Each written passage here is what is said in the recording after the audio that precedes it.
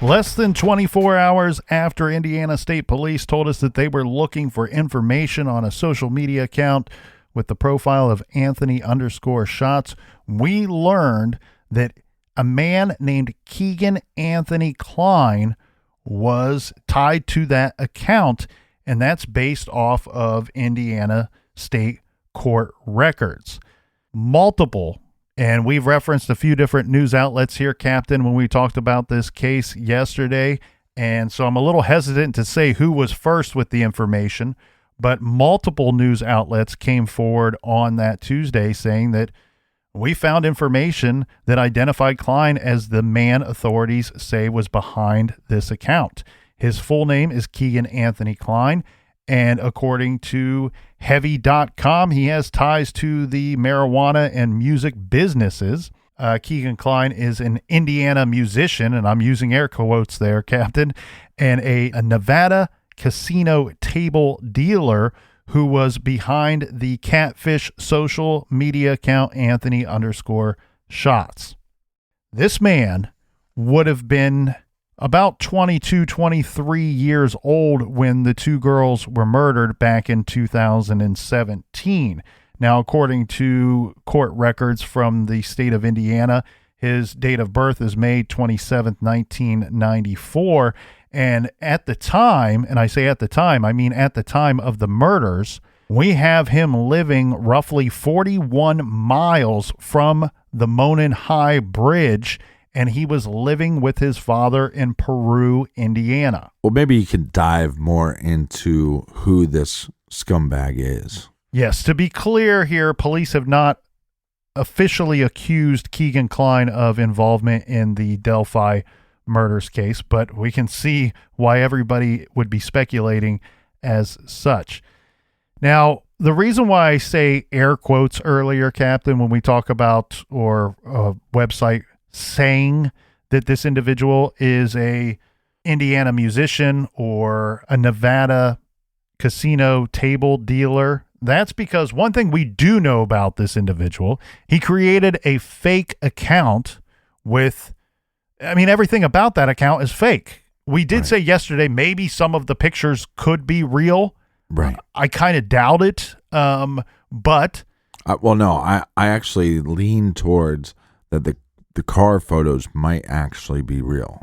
Klein and his father, they seem to be car enthusiasts. And they have pictures of themselves with cars similar to the kind of cars that are in these pictures. Right. And one experience that I would recommend to everybody out there in listener land, if you ever get the chance, the opportunity to do so, there are ways that you can rent the car of your dreams for like an hour or 2 hours or 3 hours.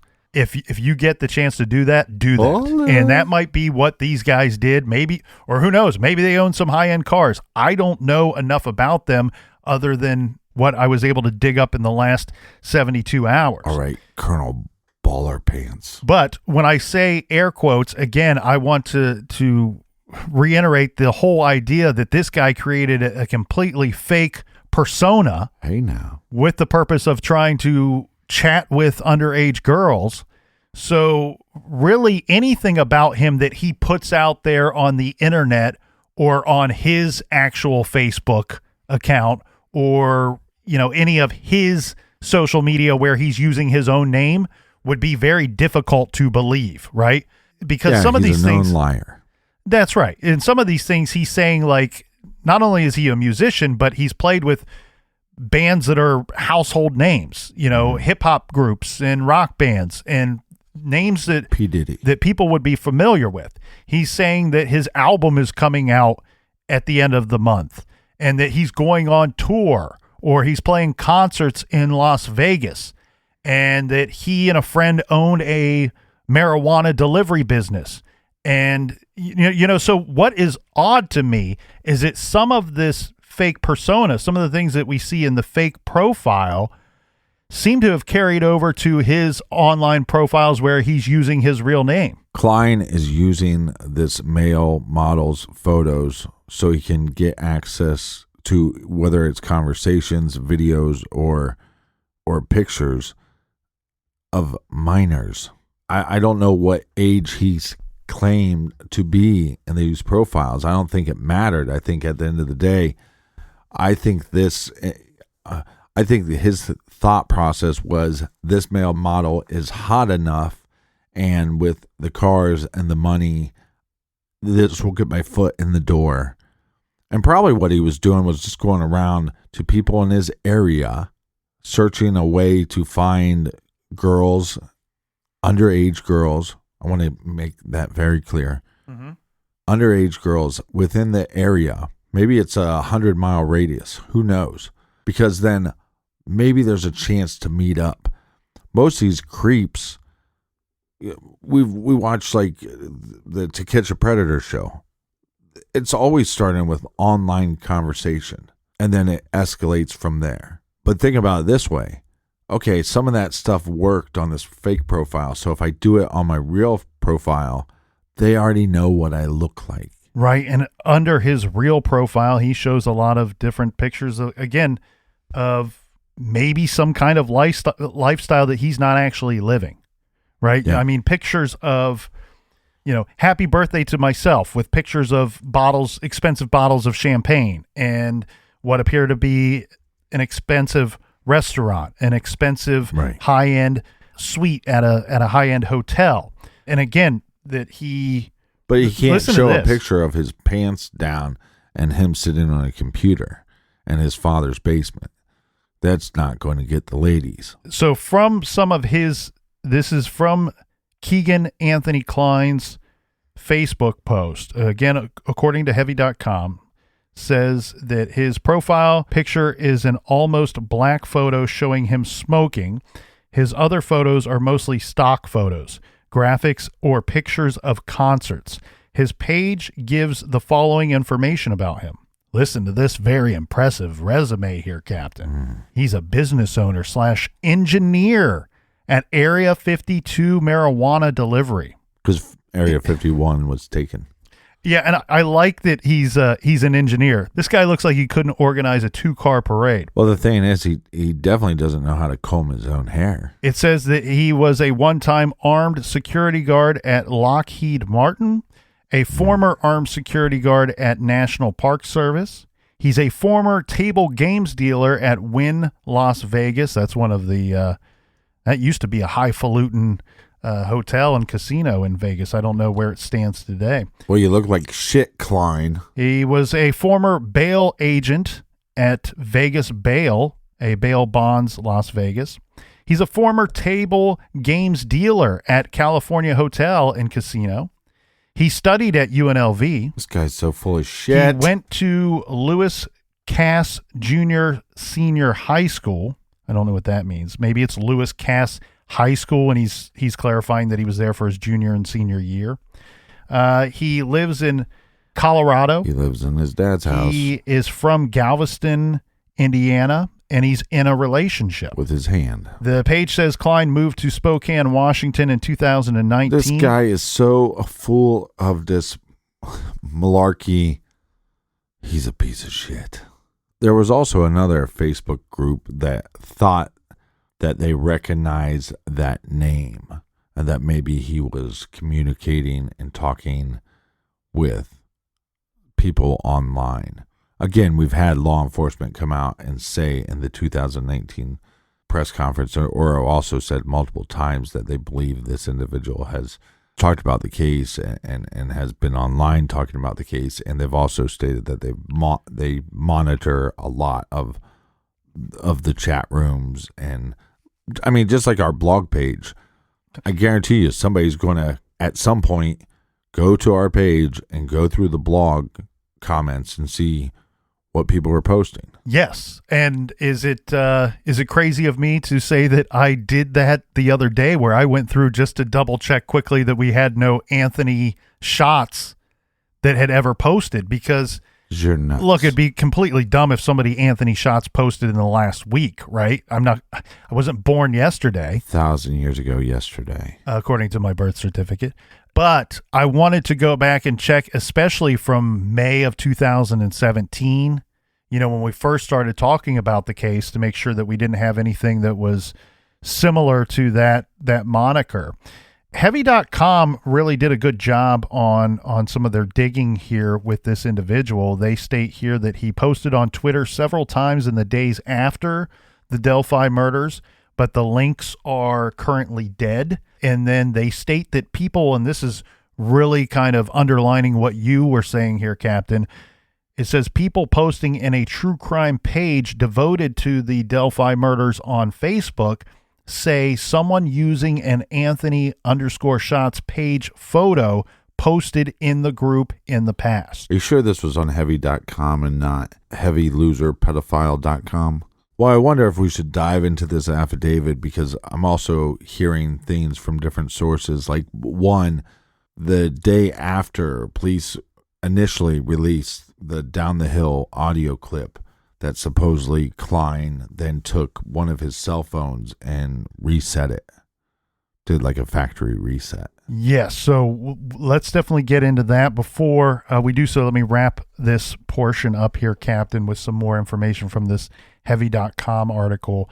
They're stating that the Instagram page used by Anthony_shots is still active, but the account is privatized, saying that the page says it has 11 posts, 77 followers, and was following 343.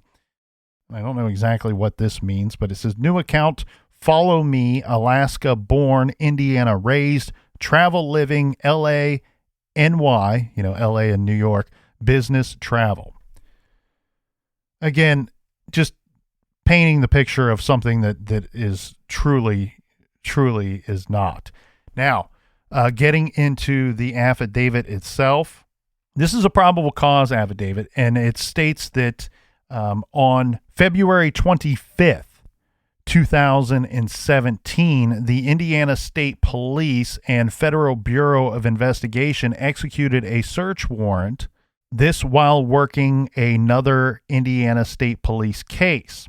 The FBI sent information to the ISP Cybercrimes Unit that an adult male was soliciting female juveniles utilizing the social media platforms Snapchat and Instagram.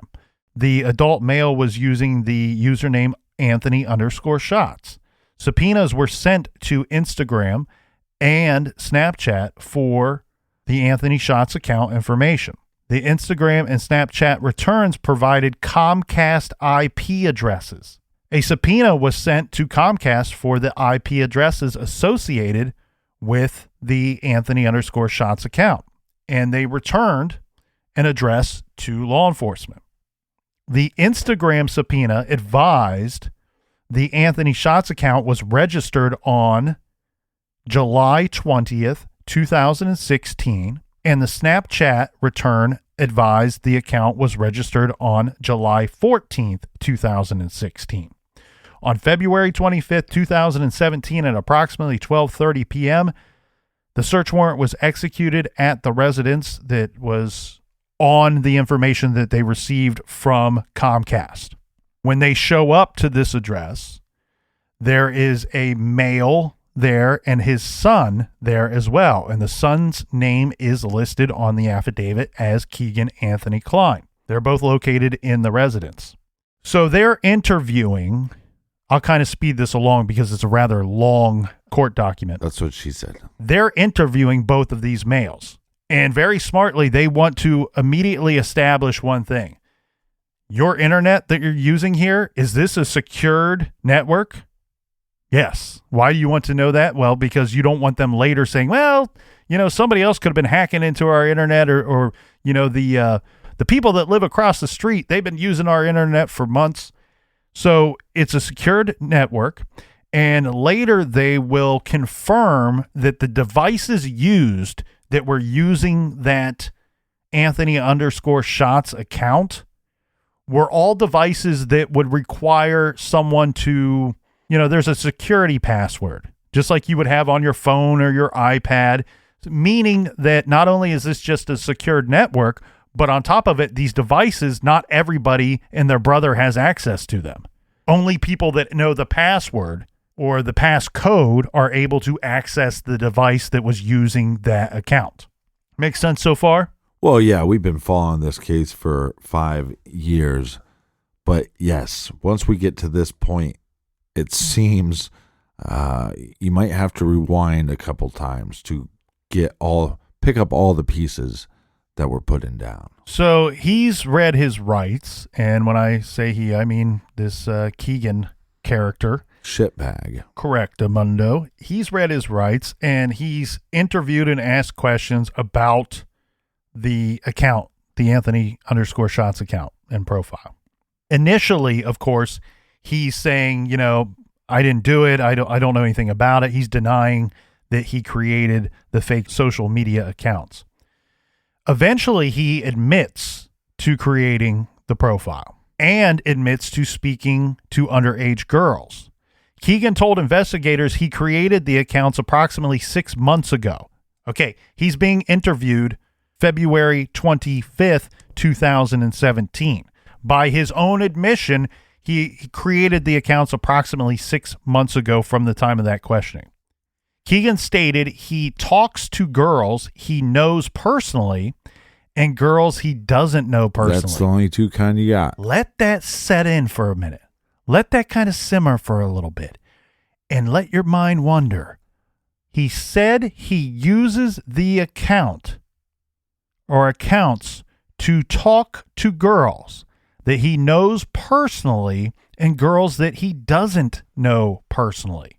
Which makes me wonder, how would he be connected to Abby or Libby? And we haven't seen that yet. Maybe somebody's uncovered that, but I have not seen that from any of my sources. Like I said, other than the fact that this profile at some point liked a picture that Libby posted. I wanted to make sure that I repeated that line that were Klein's own words, because to me, that fully describes and gives me a full understanding of what kind of piece of shit predator this guy is. He used the account to speak with girls that he knows personally and girls that he does not know, meaning he had underage girls that he knew their names. Right. He had spoke to at some point, and he's like, you know what?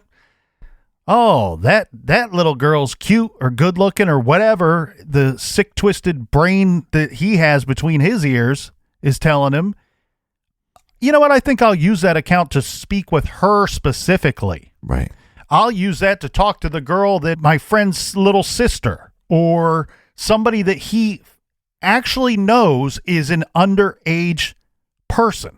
I mean, this guy's a creep. It's not like dirtbag, a pedophile. Right. It's not like some loser that creates a profile and then just happens to get underage girls that like his profile or like one of his pictures, and then a conversation starts organically. It's still this shitty. is a guy that purposely created it for the purpose of speaking to underage girls, so much so that he even initiated conversation with underage girls that he knew personally. Yeah, and he's in jail right now, and he's on bond. He's been there a while. Maybe they're protecting him right now, but an individual like this is not going to be protected in prison. He will get what's coming to him. Well, yeah, and he's not going anywhere. He's awaiting this trial. You know, they have, I believe, 10 years for the statute of limitations on these charges. So, you know, they don't have to be rushed to put together their case against this individual. Now, Keegan goes on in the affidavit to state, again, this is from their interview with him after he's been made aware of his rights. He stated that if a girl told him she was 16 or under, he wouldn't care and he would still talk to them. Now, oh, creepo. When you read court documents, you have to understand, first of all, that everything that they state in these are always very matter of fact, right? There's no really like flavor thrown in there. There's no story there. It's just, this is what was said. This is what he admitted to. And it's kind of cut and dried, right? But we know, you and I, Captain, know how these things go down. This ball of disgust didn't just sit down and tell you, yeah, if they told me they were under 16, I just kept the conversation flowing. No, that's not how it goes. What happens is you go, look, I can see some of the people that you've been talking to on here. These girls don't appear to me to be 18 or 19 or 21 or 22, Right. close to your age. Keegan, these appear to me to be, was there any chance you were talking to any girls that were 17? Maybe they were just under 18. Well, he starts to admit that. She's only 17. And then you start throwing in the questions of going, in a lot of states, 16 is kind of the cutoff of consent. Did you talk to anybody that was 16? Well, yeah, if they told me they were 16, I guess I didn't really care. I kept the conversation going. And next thing you know, you have him admitting to speaking to girls that are under the age of 16. Eventually, he admits to Indiana State Police that the girls that he was talking to ranged in age from 15 to 17 years old. And he said that he knew their ages because that was one of the things they discussed during their conversations together. Right. These creeps want to know the age because that's what they get off on. They often want to know the location of these girls as well, even if they have no desire to ever meet them, because it's a part of the fantasy for them.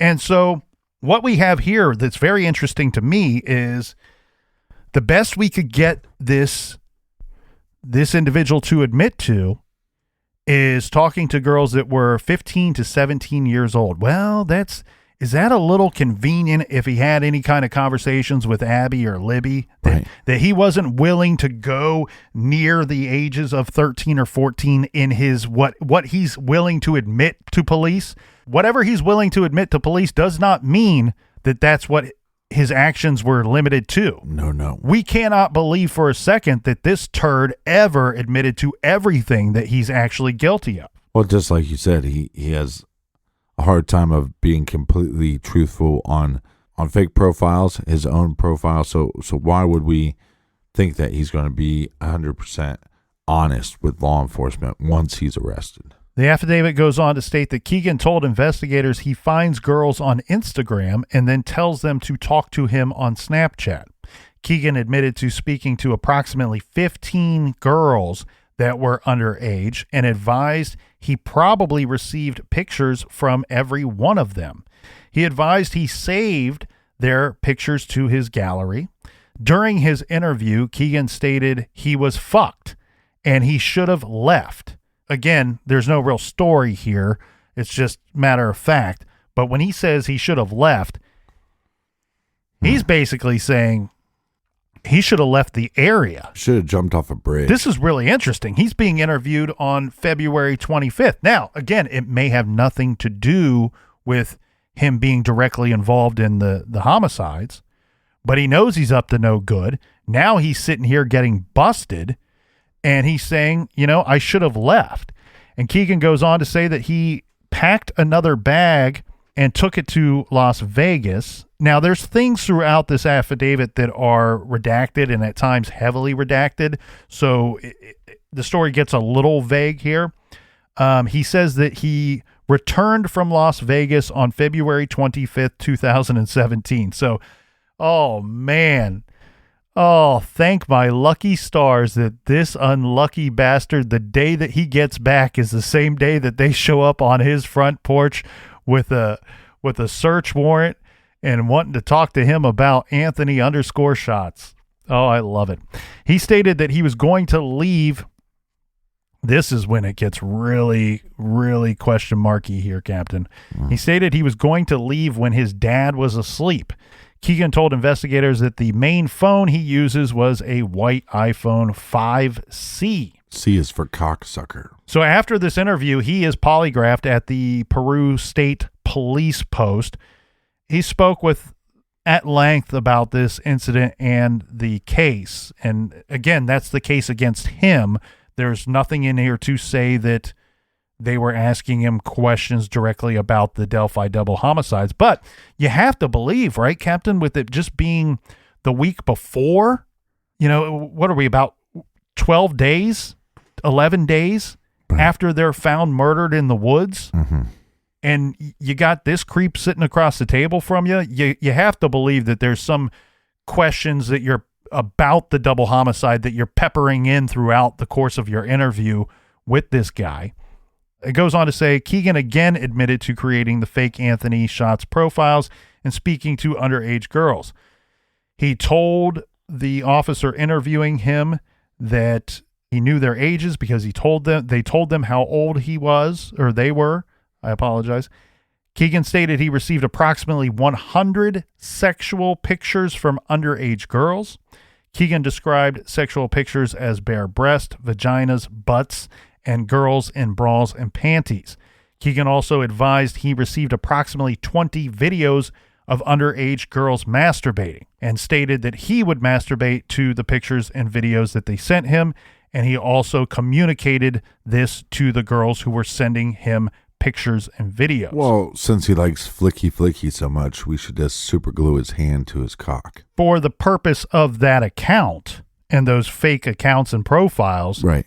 They're stating in this affidavit that Keegan, under questioning and after pressured by law enforcement, is openly admitting, I specifically used those accounts and profiles to talk to underage girls. And it seems like that's, quite a bit of activity that was going on in regard to that profile. Then the affidavit goes on to list multiple devices that were collected inside the home and residence that were involved in these different discussions and, pictures and videos received and things like that over the course of that roughly 6-month time period, which again would be from July of 2016 to basically when he was busted in February of 2017.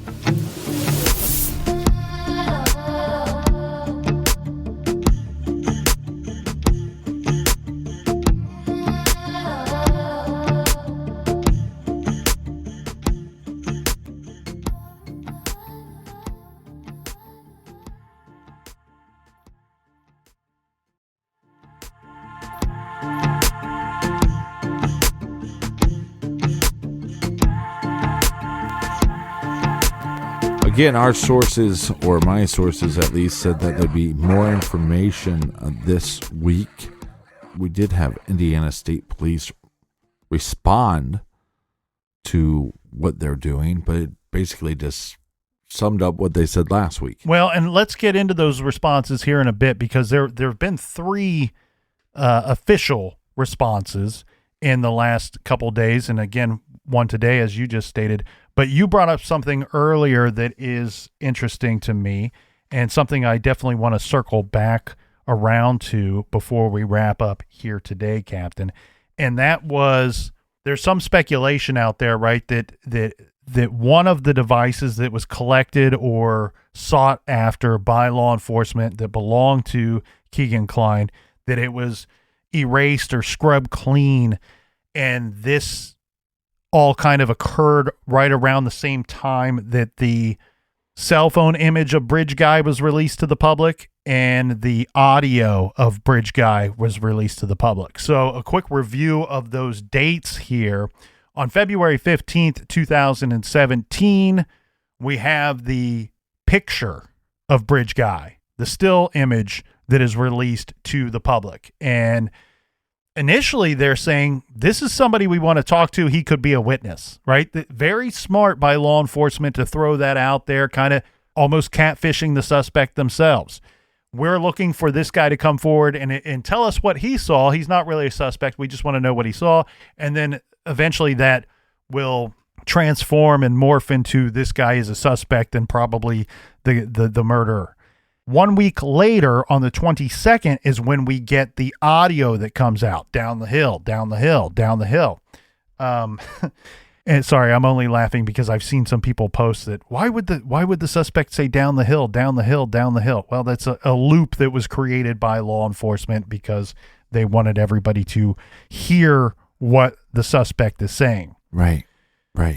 Okay, so we do have information on when this device was kind of scrubbed clean, and it's very interesting here. Now, there were multiple devices that were collected when he admitted to what he was up to, and then police already knew what he was up to, but he admits to it in the interviews finally, and they're basically anything that could communicate with anybody in the outside world is something that they want to collect from that home and that residence because they want to do the digital forensics on these items.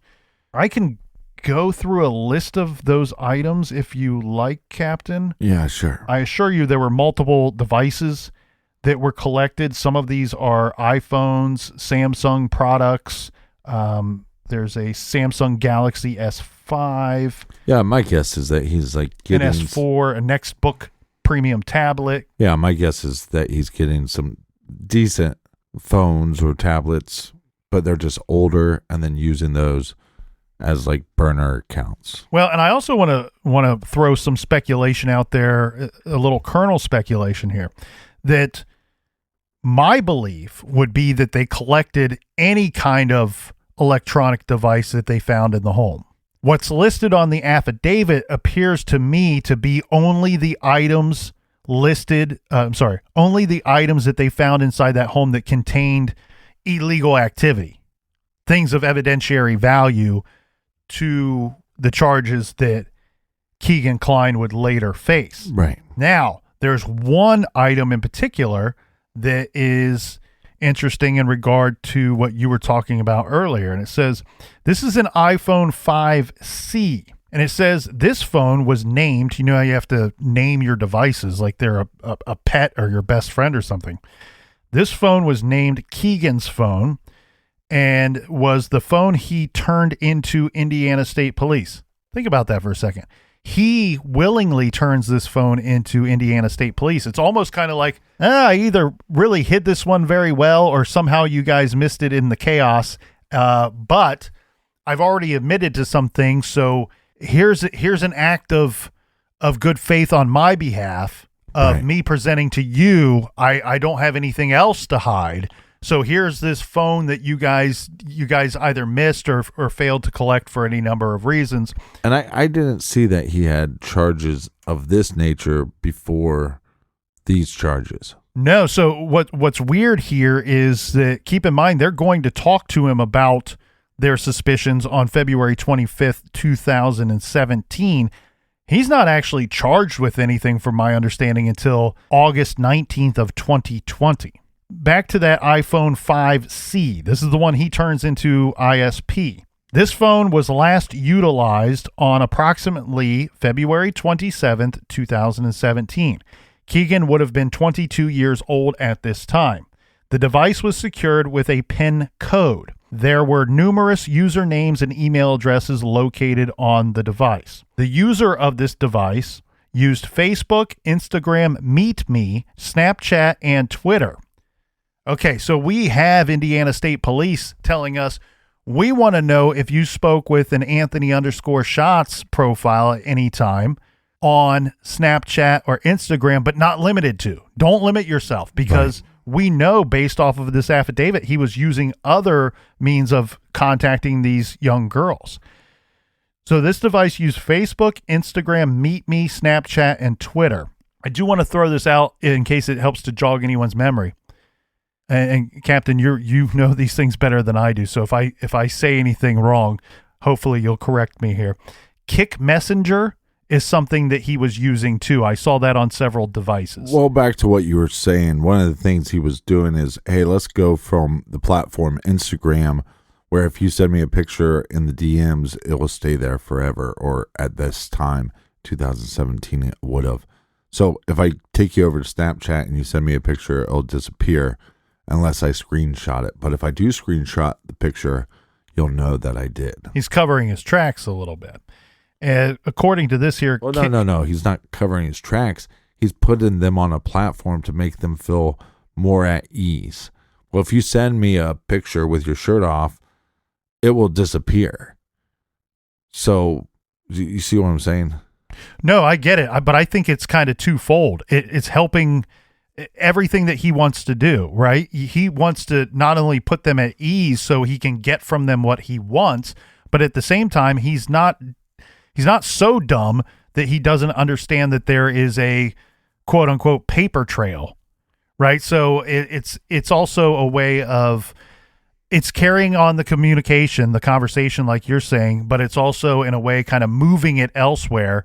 It's zigging and zagging a little bit. Well, and I also wonder, because he had some, I guess, knowledge of this technology, did he have a way of saving those pictures people were sending to him without having them be notified?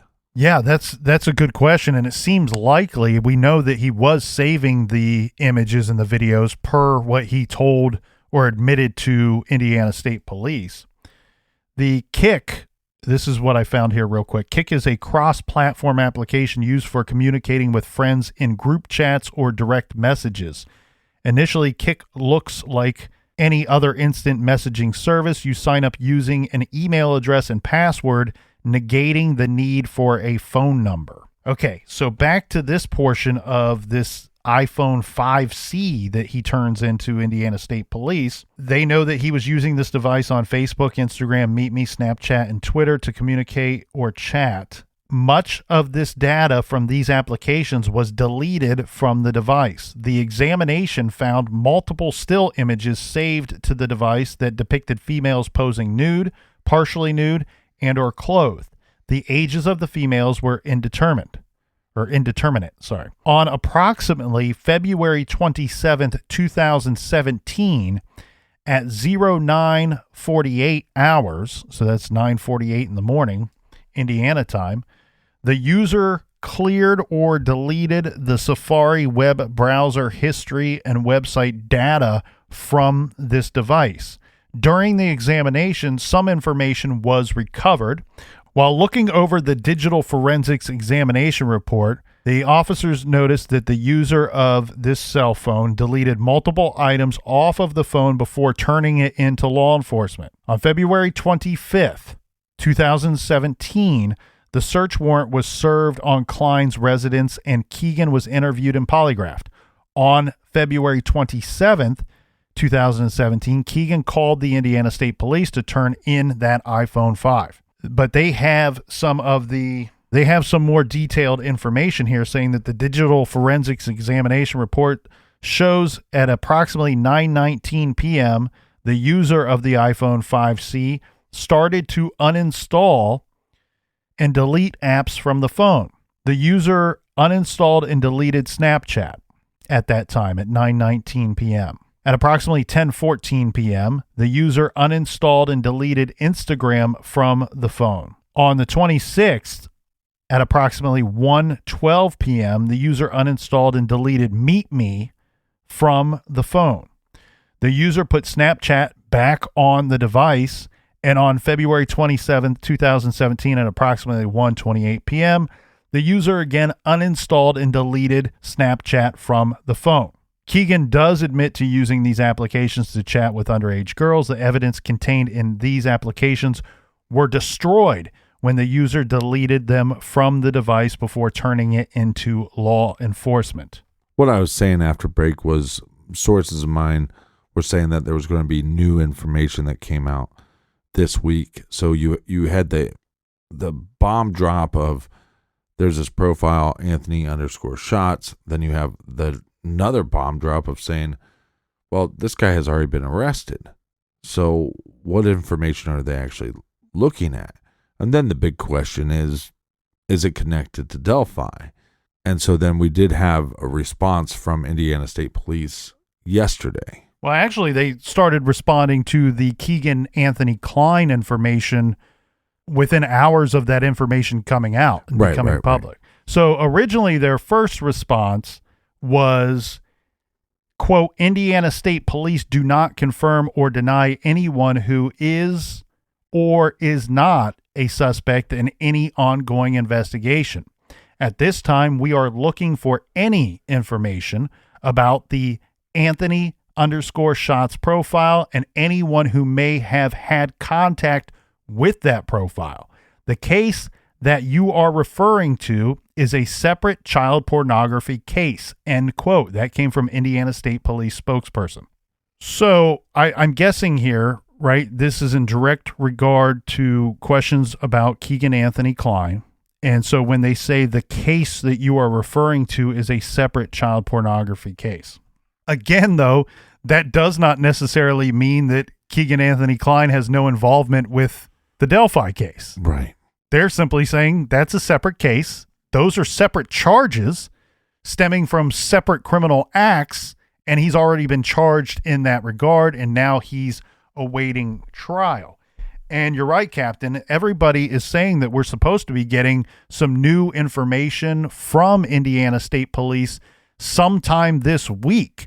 And we here in the garage are desperately, Google searching and refreshing our devices and tapping the computer and smacking it on the side to make sure that it's working, hoping, to see some kind of new information. And we're recording this very early on Tuesday morning and want to make sure that if anything comes out between now and the time that we hit stop, that we are passing that along to you. But just note that if anything comes out after we leave the garage here today, well, that's going to be new information to us as well. On December 13th, so yesterday, we have the Indiana State Police offering up a look into the discussion to publicly requested information about Anthony Schatz. So their response to that, and this is a better response, a little more informative here with some different information. It says the Indiana State Police has received many media inquiries since our December 6th press release concerning Anthony Schatz and eventually the identification of Keegan Klein. Your questions are certainly relevant as they relate to a long, complex, and extremely complicated murder investigation. During the last nearly 5 years, we have conducted dozens of secondary investigations based on information we received. One of those investigations included a possession of child pornography case resulting in the arrest of Keegan Klein. The information we have, and continue to receive concerning Klein has ebbed and flowed over these last few years. We understand there was a period of time that passed between 2017 and 2020 when Klein was not arrested and incarcerated for possession of child pornography. Once the Indiana State Police presented the criminal case to the Miami County prosecutor in June of 2020, immediate action was taken by both the Indiana State Police and the Miami County Prosecutor's Office, which ultimately resulted in Klein's arrest. Like so many other pieces of this investigation, we will always review, learn from, and make any necessary adjustments. We do not believe that any person has done anything intentionally wrong, but we will continue to critically evaluate our efforts.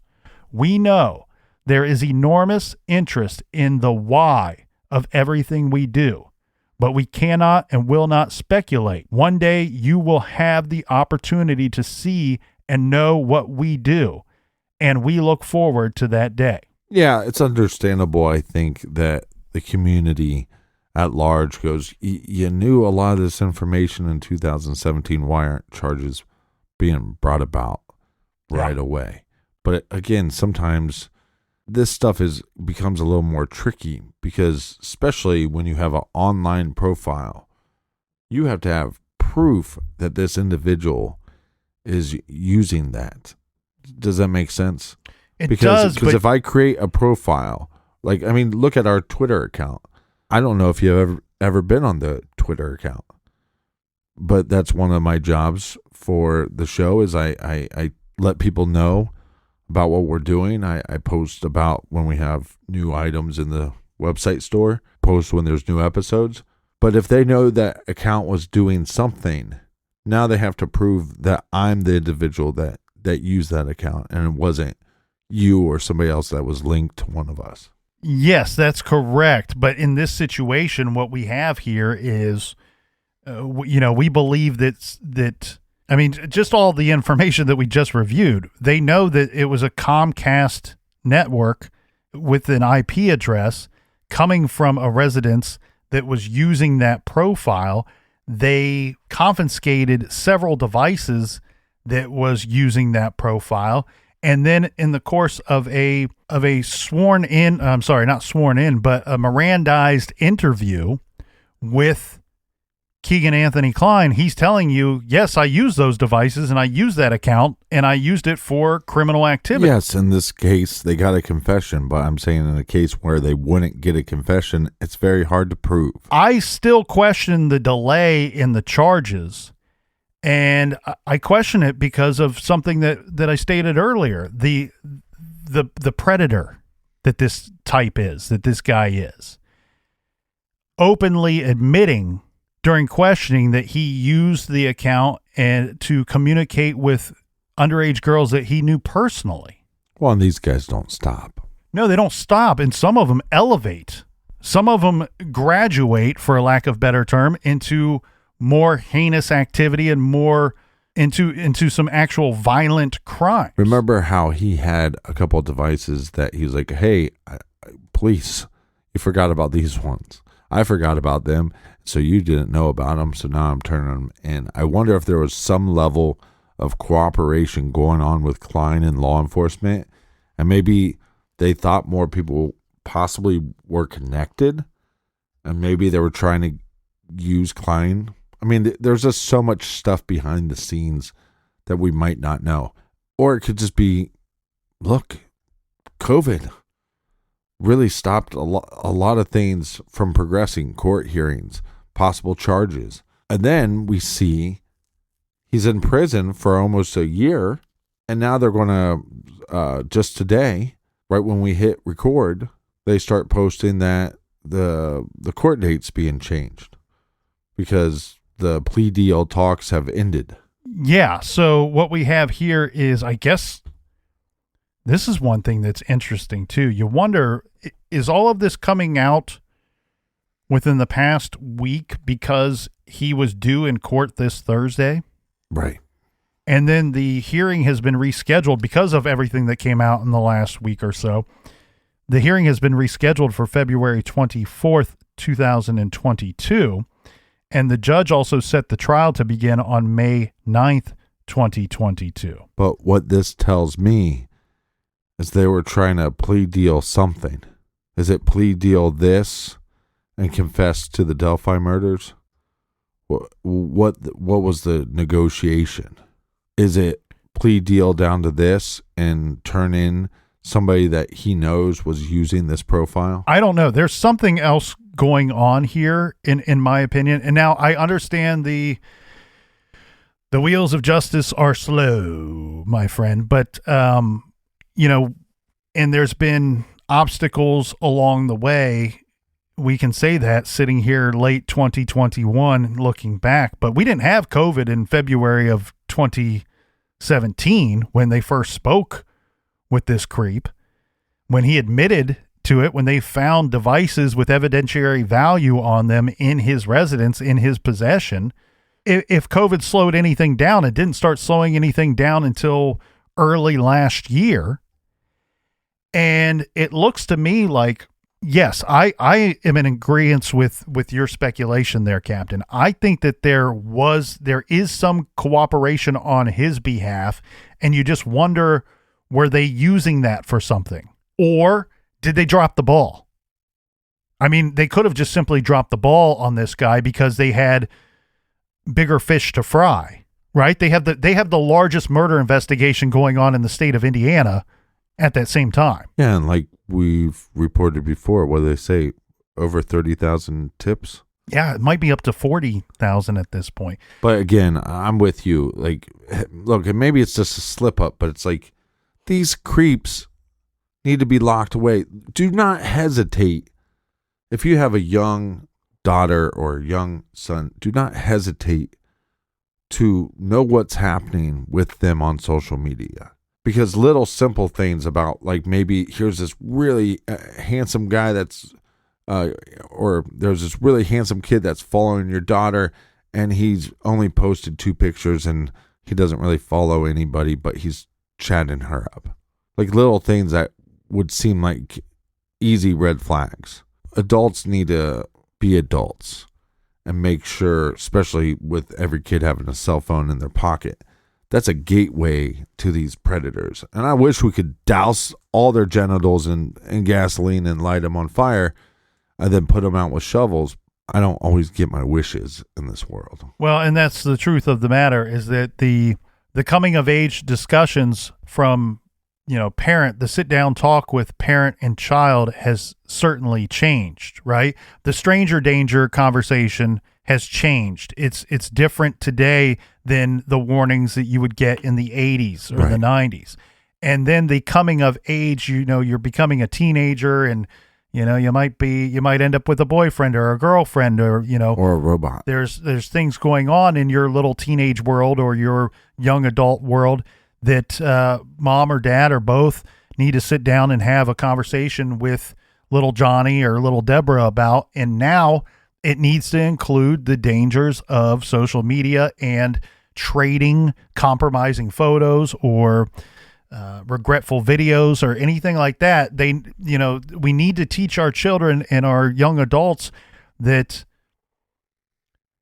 there are predators, and they're not just out there driving around or looking to prey on someone in seedy bars. They are finding their way into our homes via cell phones, electronics, computers, and what have you. And so with this Keegan Kline situation, again, to me, it looks like we have a couple of different probabilities here. Either the ball was dropped and we're getting these charges later in the game than all of the community of Indiana and everywhere else would like, because I have things showing me that this guy was traveling to Las Vegas and to Florida during the times between 2017 and 2020 when he was officially arrested and jailed. Well, I'm sure that meaning law enforcement, has figured out if he was actually traveling around the time of the murders or if he was actually at his father's house. So you got communities everywhere, all over the map, that may have had this predator coming to town at some point. And so I wonder, it's either they dropped the ball or they're working some kind of angle here and using him because maybe he was cooperative. We know in the drug trade that they're always looking for the bigger fish, and you use the smaller fish to get to that big fish. That's what I wonder. I fully believe that the press conference in 2018, they were talking to an individual, not a fictitious individual. And so I believe that when they were saying, look, to the killer, but we know who you are, basically, but we just haven't got you to slip up yet. We just don't have enough. Maybe we have enough to charge you, but maybe not enough to convict you. And so if I go off that information and this Anthony shot stuff, it makes me wonder, is whoever they're talking about in 2019 connected to this? And so they were trying to get to that person through Kline? To me, a lot of this information doesn't clear much up at all. It just makes everything a little more confusing. Well, and what we might end up here with, Captain, is that February 24th of 2022, I would expect some more answers possibly coming out in the Delphi case as well, because that's when we have the hearing that is scheduled for Keegan Kline. So I'm hoping that some of the rumors that you have heard and that I have heard might be true, that this is kind of the tip of the iceberg here, and we're about to see a lot of stuff going down. Now, that sounds hopeful to me, but I also want to emphasize that could mean something completely different. It could mean that we're about to see a lot of internet busts, right? A lot of these different types of predators that are similar to Keegan Anthony Kline, that we're about to see the tip of the we've just seen the tip of the iceberg, and we're about to get a whole bunch of other people that were preying on victims in the same manner that he was, and that there is no real direct connection to the Delphi case. I have my suspicions, and I think that there is a good chance that we are going to get some more Delphi stuff, and I'm hoping that it's sooner than later, obviously. And so nobody, from my understanding, has been given detailed information of what to expect. Now, what we do know is that law enforcement will posture at times, and they will take the approach of, well, let's give them just enough to push them off for now, and we can always visit this later if we need to give them more information. And maybe their response of, well, there will be more information next week. They were saying this last week, that there will be more information coming out next week. Well, what did they know at the time that we didn't know at the time? Keegan Anthony Klein was due in court this Thursday. Right. So even if they didn't release a direct statement in regard to this matter, that there would be some new information at the very least this Thursday, because there was a scheduled hearing in the matter. Well, I hope we get a lot more information, and I hope this is the year that we can bring charges to this killer.